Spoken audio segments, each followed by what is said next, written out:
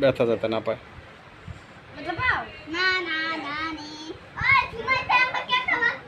বাচ্চারা গরু জবাই দিব, আর একজনটা গরু বানাই।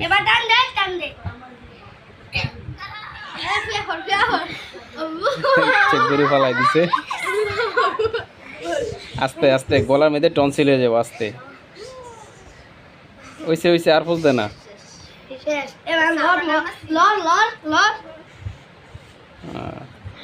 গরুর চামড়া ছিল না, চামড়া